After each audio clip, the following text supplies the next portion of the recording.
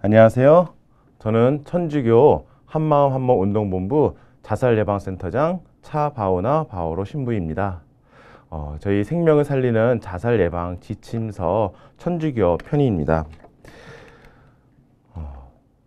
저희가 자살을 어떻게 봐야 될 것인가, 왜 자살을 예방해야 되는지 챕터 1 그리고 챕터 2에서는 자살 위기자를 어떻게 도울 것인가, 그리고 챕터 3에서는 그 사건이 발생 후에 어떻게 그들을 도울 것인가를 배우게 될 겁니다. 그리고 마지막으로는 네 번째 챕터에서는 어디에서 도움을 받아야 될 것인지, 어떻게 연결을 해야 될 것인지를 알려드리도록 하겠습니다. 왜 자살을 예방해야 하는가? 먼저 우리 사회가 지금 어떤 상황인지를 알 필요가 있습니다. 한국 안에서 자살이 정말 심각하다는 것은 모두가 알고 있는 것 같습니다. 2017년에도 12,000명이 넘는 사람들이 자살로 생을 마감했습니다. 그리고 그 다음 해에는 더 많은 이들이 자살로 자신의 삶을 끝냈습니다. 하루에도 37.5명이 자살을 하고 있고요. 그리고 이러한 것들은 그 숫자만으로는 다 파악을 할 수가 없습니다.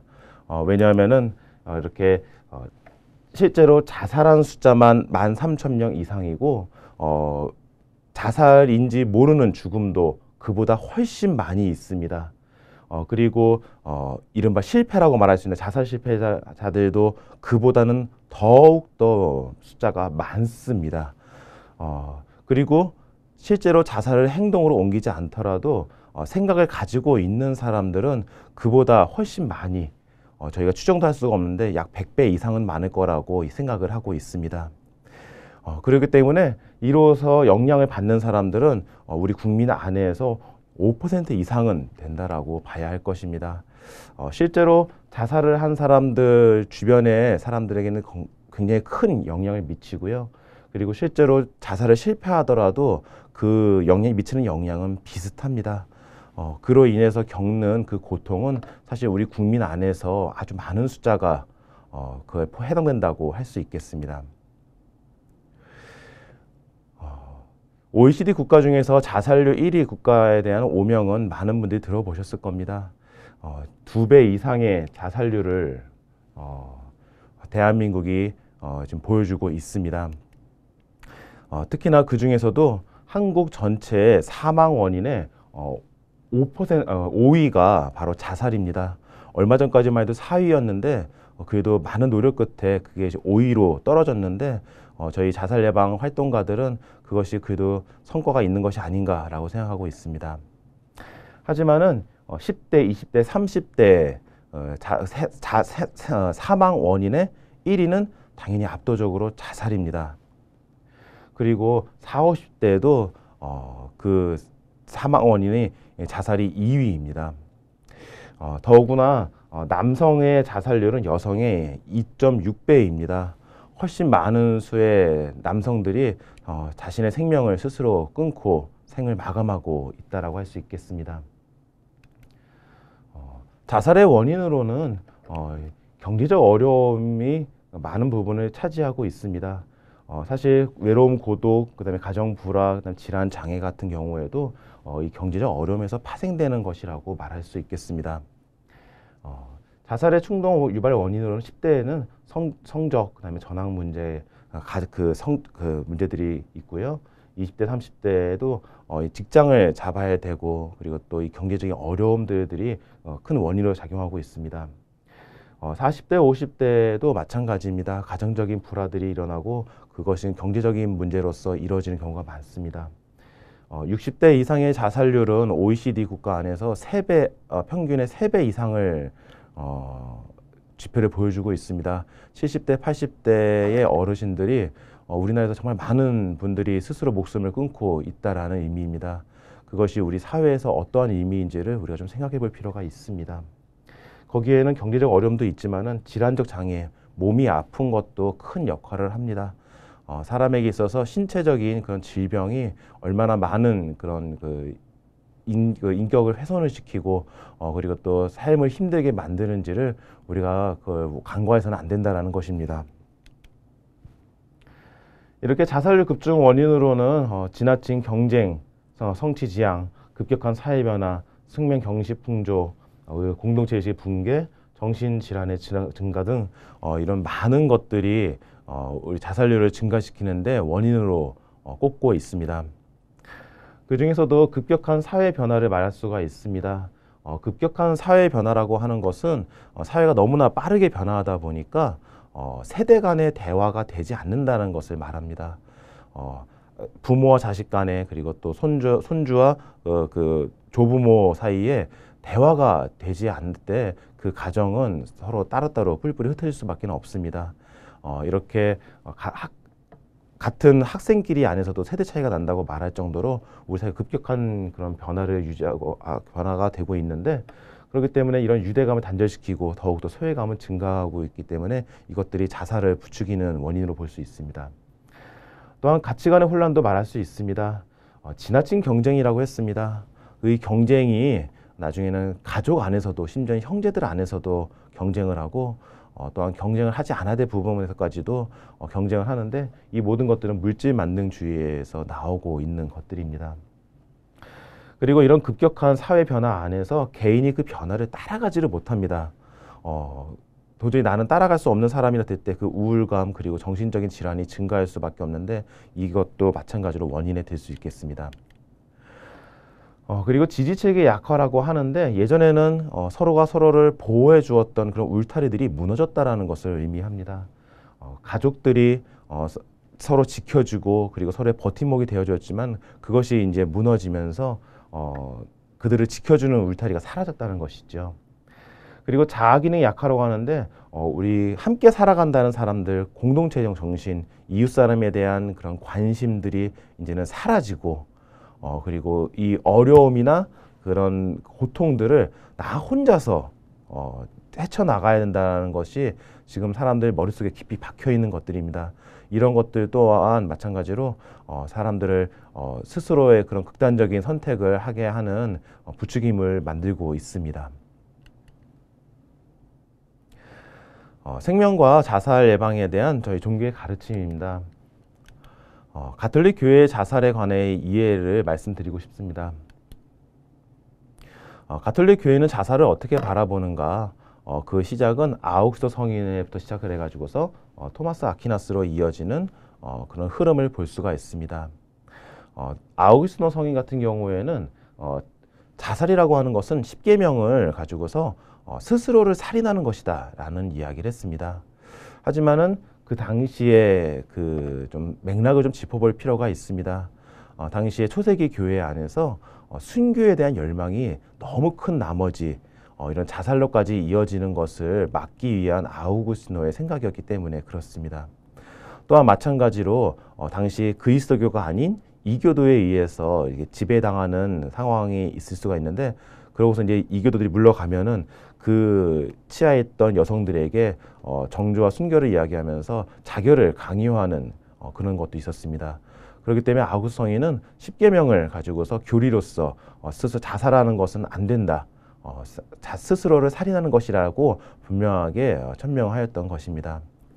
그리고 이것이 이제 토마스 아퀴나스로 이어지면서 스스로를 죽이는 자살에 대한 이야기 다시 한번 확인하면서, 그리고 또한 그 자살은 그 이웃 공동체에 대한 상처를 주는 것이다, 책임을 거스르는 것이다 라고 했고, 또 생명의 주인은 하느님이시다. 누구나 태어나고 싶어 태어나는 것이 아니라 하느님이 생명을 주어지게 태어나는 것인데, 그렇기 때문에 그 생명을 마음대로 하는 것은 그 하느님의 그 주권에 거스르는 것이다 라는 것을 토마스 아퀴나스는 이야기를 하였습니다. 네, 그리고 가톨릭 교회 교리서에서는 스스로 목숨을 끊는 사람들의 그런 구원에 대해서 우리가 절망해서는 안 된다. 왜냐하면은 하느님께서는 하느님만이 아시는 방법으로 그를 다 아시고, 그리고 또 그를 회개할 수 있도록 기회를 주시고 구원으로 이끄신다라는 것을 우리가 믿어야 한다. 그렇기 때문에 우리가 할 일은 그들을 위해서 기도를 하는 것이다. 좌절하고 절망하지 말아라 라고 이야기하고 있습니다. 그러면서 자살한 사람에 대한 장례 금지에 대한 조항을 삭제하였고요. 그리고 그것을 하느님의 영역에 맡겨드려야 한다는 것을 가톨릭 교회 교리서는 이야기하고 있습니다. 네. 그리고 우리 교회 문헌 안에서 요한 바오로 2세의 교황 바오로 2세의 생명의 복음에서는 자살은 언제나 살인이나 마찬가지로 도덕적으로 반대하는 것입니다. 라고 하면서 다시 한번 그것을 강력하게 이야기하고 있습니다. 우리 교회가 이 자살자에 대해서 자살하지 못하도록 그런 이제 그 보호 요인으로서 작용해야 한다는 것을 이야기하고 있는 것입니다. 네, 그리고 또한 문헌 생명의 복음에서는 또 계속해서 이야기하고 있습니다. 생명을 거스르는 것은 그 공경과 비극적인 상황들, 곧 심한 고통, 고독, 경제적인 그런 결핍, 좌절, 미래에 대한 근심, 이런 상황에서 나오는 것이라고 말입니다. 그러면서 오늘날 일어나는 문제들이 결국 개인의 범위를 넘어서는 것이다. 혼자서는 감당할 수가 없고 혼자 개인만의 문제로서는 치부할 수가 없다는 것을 이야기하고 있는 것입니다. 앞에서는 이렇게 분명하게 살인이라고 규정하고 있지만은 그 이어서는 계속 이렇게 이야기하고 있습니다. 그러면서 그 개인이 겪는 고통을 우리가 함께 공동체가 책임감을 가지고 함께 연대로서 풀어나가야 한다는 것을 분명하게 이야기하고 있는 것입니다. 사람은 혼자 살 수는 없습니다. 누구나. 그렇지만은 모든 죽는 사람들의 공통점은 결국 혼자 죽었다라는 것입니다. 교회는 소외된 사람들을 품어주는 것입니다. 사회에서조차 소외되고 갈 곳을 잃은 자를 우리 교회가 품어주지 못한다면은 그 사람은 세상 어디에도 있을 곳은 없을 것입니다. 우리 교회는 그런 자들을 품는 자리가 되어야 할 것입니다. 그런 면에서 예수님의 오른쪽에 달렸던 강도의 이야기를 하고 싶습니다. 우도라고 불리우지요. 우리 가톨릭 안에서는 디스마 성인이라고 전설적으로 내려오고 있습니다. 예수님이 십자가에 못 박혀서 돌아가시는 그 순간 예수님의 양 옆에 강도들이 함께 십자가에 달렸습니다. 그들의 죄목이 강도였다라고 하는 것은 아마도 살인 강도죄였을 것이 거의 분명합니다. 왜냐하면 이런 십자가형을 받는다고 하는 것은 그 정도의 중죄를 저질러야만 하기 때문에 그렇습니다. 그렇기 때문에 이 강도는 누가 봐도 죄인이고 그리고 범죄를 저지른 나쁜 사람이라고 할 수 있겠습니다. 그런 그가 예수님께 말합니다. 스승님, 예수님, 당신 나라에 들어갈 때 저를 좀 기억해 주십시오. 그러자 예수님께서 또 말씀하십니다. 진실로 내가 너에게 말한다.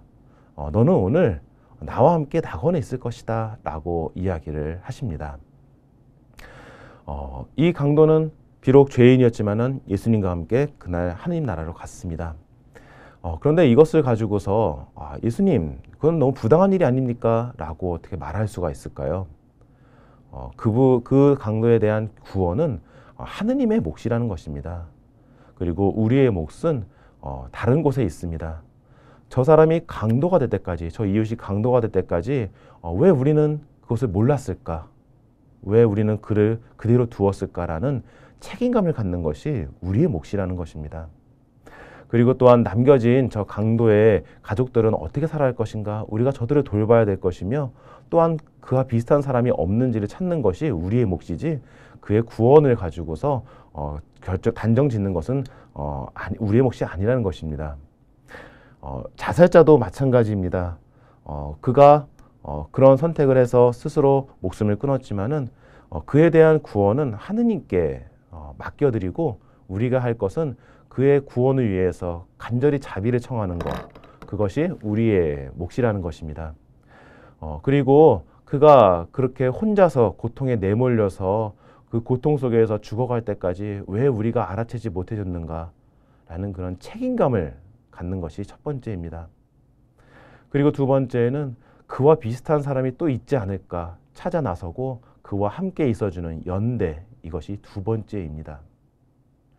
그리고 세 번째는 남겨진 유족들이 충분히 슬퍼할 수 있도록 그들을 함께 있어주고 그리고 지지해주고 그들을 도와주는 것이 세 번째 우리가 해야 할 일입니다. 이것이 우리가 이웃으로서 책임감을 가지고 연대하는 모습이라고 할 수 있겠습니다. 그에 대한 실천으로서 이야기를 해드리도록 하겠습니다. 저희가 가톨릭 안에서 자살 예방을 위한 실천으로 무엇을 해야 되는지 말입니다. 프란시스코 교황님께서는 말씀하셨습니다. 무관심의 세계화에서 벗어나야 한다고 말입니다. 그러면서 요즘 현대인들이 슬퍼할 줄 아는 능력을 잃어버렸다. 그들이 이웃을 위해서 눈물 흘릴 능력을 상실했다. 라고 하면서 그것을 강하게 비판하고 아주 호소하고 계십니다. 사랑의 반대말은 미움이 아닙니다. 사랑의 반대말은 무관심입니다. 우리 자살자들에 대한 문제는 그 문제는 한 개인의 문제 그리고 또 한 가정만의 문제가 아닙니다. 그들이 그런 고통 속에 죽어가는 것은 우리가 사회적으로 함께 책임을 지고 그리고 관심 있게 가져야 할 문제라는 것입니다. 그렇다고 한다면은 우리가 그런 질문을 던질 수밖에 없습니다. 누가 저의 이웃입니까? 라는 그런 질문입니다. 사실 이 질문은 성경 안에서도 있었습니다. 한 율법학자가 와서 묻습니다. 제가 구원을 받으려면 어떻게 하겠습니까? 영원한 생명을 얻으려면 어떻게 하겠습니까? 거기에 대해서 이야기합니다. 이웃을 내 몸같이 사랑해야 한다라고 예수님은 대답하십니다. 그러자 그 율법학자가 다시 한번 묻습니다. 누가 저의 이웃입니까? 라고 묻고 있습니다. 그것은 이웃의 범위를 묻는 것입니다. 그것은 바꿔 말하자면은 어디까지가 나의 이웃이고 그리고 그 사람한테까지만 내가 얼마큼 사랑하면 됩니까? 라고 묻는 것이라고 말할 수 있겠습니다. 여러분들 한번 같이 생각해 주시기 바랍니다. 나의 이웃은 어디까지일까 말입니다. 내 이웃이라고 하는 것을 내가 사랑하고 무엇이니 함께 나눌 수 있는 사람들이라고 생각한다면은 그들이 어디까지인지 말입니다. 어떤 분한테는 나 자신 그 이상으로는 못 넘어가시는 분도 계실 줄 모릅니다. 또 어떤 분한테는 가족, 나의 가족과 나의 자녀와 나의 친척까지는 내가 정말 사랑하고 함께 나눌 수 있는 사람으로서 이웃이라고 할 수도 있겠습니다. 또 어떤 분한테는 그걸 넘어서 가지고서 나하고 가족 친척은 아니더라도 나와 친한 친구 혹은 이웃 정말 옆에 사는 이웃, 오래 사는 이웃 또 혹은 같은 뭐 고향 사람, 지역 사람까지는 나의 이웃으로서 삼고 살아갈 수 있을지도 모릅니다. 그리고 또 정말 예수님처럼 마음이 넓은 사람 같은 경우에는 전혀 알지 못하는 사람한테도 혹은 다른 나라, 우리나라를 넘어 다른 나라 사람이라 할지라도 나의 도움이 필요하다고 한다면은 그들에게 이웃으로서 다가갈 수 있다라고 말할 수 있겠습니다. 여러분들께서는 나의 이웃을 어디까지로 할 수 있으시겠습니까? 그리고 또한 예수님은 나의 이웃을 어디까지 하라고 말씀을 하고 계십니까? 프란치스코 교황님께서는 모든 형제들이라는 회칙을 내셨습니다. 이 제목이 모든 형제들이라고 얘기했는데 거기에 보면 이런 내용이 나옵니다. 그 율법학자가 저의 이웃이 어디입니까? 라고 묻는데 그것은 유다인의 전통 안에서 정말 가깝게 사는 지역 안에 사는 사람들만은 이웃이라고 규정했다고 합니다. 그렇기 때문에 나의 이웃을 사랑하라면 그 사람들만 사랑한다라는 것입니다. 그래서 그것은 우리들도 마찬가지라고 교황님은 말씀하십니다. 이웃이라면 가까운 사람들만 생각하니까 그러면은 이웃이 아닙니다. 바로 당신의 형제입니다. 라고 얘기를 하시는 것입니다. 형제는 멀리 있어도 그리고 1년에 한두 번밖에 못 만나 하더라도 나의 형제입니다. 그렇기 때문에 내가 만나는 사람을 형제로서 바라보라고 이야기하십니다. 결국 우리가 나의 이웃은 어디까지인가라고 하는 것을 우리가 항상 내가 만나는 사람들을 만날 때마다 그것을 생각하고 있습니다. 저 사람 나의 이웃인가? 이웃이 아닌가? 내가 이웃이라면 어디까지 해줘야 되는 것인가? 라고 말하지만은 결국에는 그들을 이웃이 아닌 형제로서 바라보라고 형제에게는 나의 사랑을 줄 수 있고 자비를 줄 수 있는 사람들로서 보라고 이야기하고 계시는 것입니다. 이렇게 이웃을 내가 이제 규정할 수 있지만 또 사랑도 마찬가지입니다. 사랑을 어떻게 생각할 것인가? 서로 주고받을 수 있는 범위에서만을 사랑이라고 생각할 수도 있습니다. 또 어떤 분한테는 부담이 안 되는 선에서는 관심도 그리고 시간도 내주는 것까지를 사랑이라고 생각할 수도 있습니다. 이웃에 대한. 또 어떤 분들은 금전적인 도움까지는 줘야지 내가 그 사람에 대해 정말 사랑한다고 말할 수 있어 라고 할 수도 있겠습니다. 또 혹은 나와 가족들의 희생까지 감수한 것까지 이웃에 대한 사랑이라고 생각할 수도 있습니다. 그리고 정말 예수님처럼 나의 목숨까지 내어주는 그런 사랑도 생각할 수 있습니다. 나의 이웃 또 이제 그걸 넘어서 형제라고 하는 안에서도 우리가 어디까지 줄 수 있는가, 이것도 자신에 대해 좀 생각을 좀 해볼 필요가 있다라는 것입니다. 아까 착한 사마리아인의 율법학자가 예수님께 누가 저의 이웃입니까? 라고 물었을 때 예수님께서는 착한 사마리아인의 비유를 말씀하고 계십니다. 어떤 사람이 강도를 당했습니다. 그리고 몹시 다쳐서 누워 있는데, 길거리 쓰러져 있는데 그 사람을 3명의 사람이 지나쳐가게 됩니다. 첫 번째는 사제가 와서 그를 보고는 길 반대쪽으로 지나가 버립니다. 그리고 또 레위인이 와가지고서는 그 사람을 보고 반대편으로 지나가게 됩니다. 하지만은 사마리아인만이 그곳에 이르러 그를 보고서는 가엾은 마음이 들었다라고 이야기합니다. 걸음을 멈추었다는 겁니다. 지나치지 않았다는 겁니다.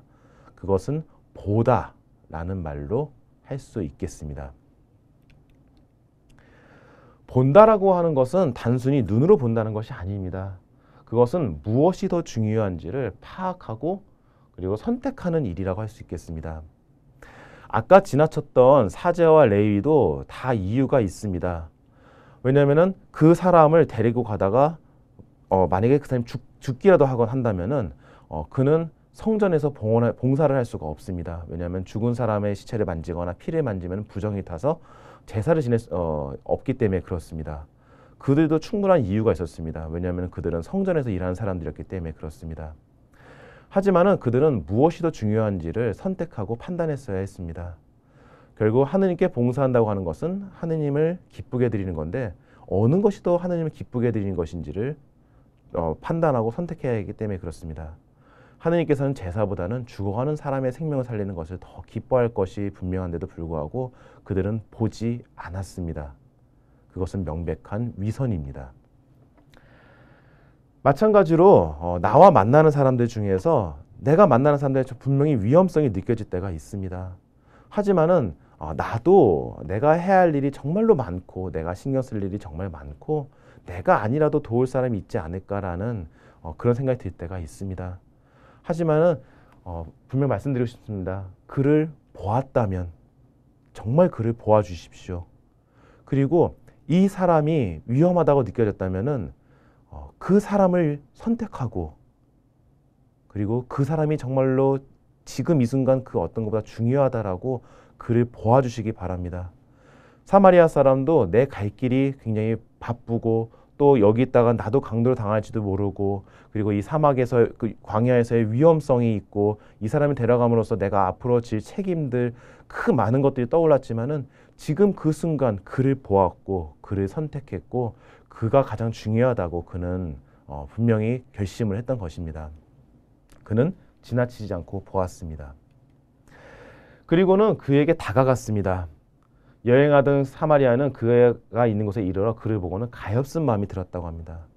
이 가엾은 마음이라고 하는 단어는 예수님의 심정을 표현하는 신약 성경에서 단어가 있습니다. 바로 스플랑크 니조마이라는 단어입니다. 이 단어는 우리말로 하면 애가 끓는다. 그다음에 정말 너무너무 그 창자가 아프다. 그 내장이 아프다라는 그런 의미를 갖고 있습니다. 몹시 마음이 아파서 창자가 끊어질 듯하다라는 그런 단어라는 것입니다.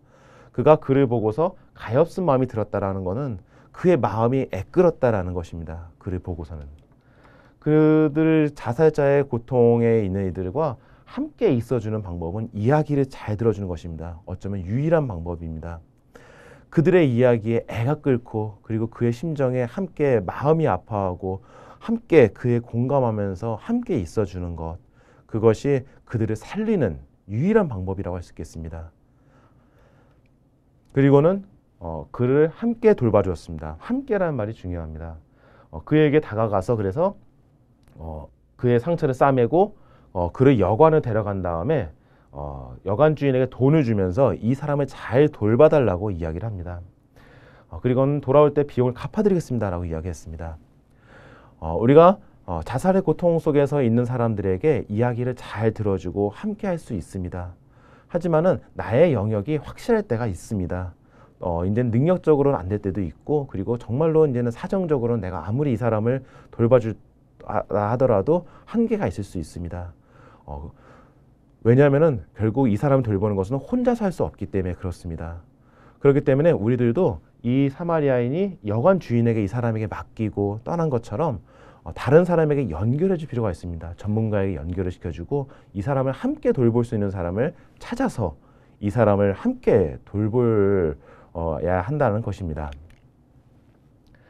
충분히 공감하고 들어주면서 그가 이제 그 안에서 생기는 희망을 잘 잡아내주고 그가 살 수 있도록, 그리고 그 생명을 위협하는 요소들을 제거해주고 그가 예전에 도움을 받았던 요소들이 있다면은 그것들을 다 함께 지지해주고 그에게 도움을 줌으로써 그가 당장 생명을 끊는 일을 막아주는 겁니다. 그리고는 더 많은 전문가들과 자원으로서 연결해 줌으로써 그의 생명을 계속해서 보호해 주는 것이 우리가 할 수 있는 일이라는 것입니다.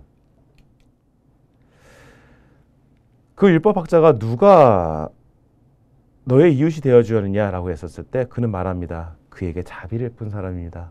그러자 예수님께서 말씀하십니다. 너도 가서 그렇게 하여라. 너도 가서. 너도 가서 그를 지나치지 말고 보아라. 그리고 그에게 다가가라. 애끓는 마음으로. 그리고 다른 사람과 함께 돌봐주라고 이야기하고 계십니다. 그 고통받는 사람을 돌본다는 것은 그 안에 뛰어든다는 것입니다. 함께 한다는 것입니다. 그것은 정말 큰 용기가 필요합니다. 고 김수환 의원님께서도 사랑이 머리에서 가슴으로 이 짧은 거리로 내려가는데 70년이 걸렸다라고 말씀하셨는데, 우리가 무엇보다도 그 사람에게 연민과 공감으로써 함께 해주는 것이 정말 필요하고 거기에는 큰 용기가 필요하다는 거, 그렇기 때문에 내가 어려움을 느낀다는 것은 정말 당연하다는 것을 여러분들은 잊지 마시기 바랍니다. 네, 요번 화 강의는 여기까지 하고요. 다음 화에서는 어떻게 자살 위기자를 도울 것인가에 대해서 우리가 알아보도록 하겠습니다. 여러분들 수고 많으셨습니다.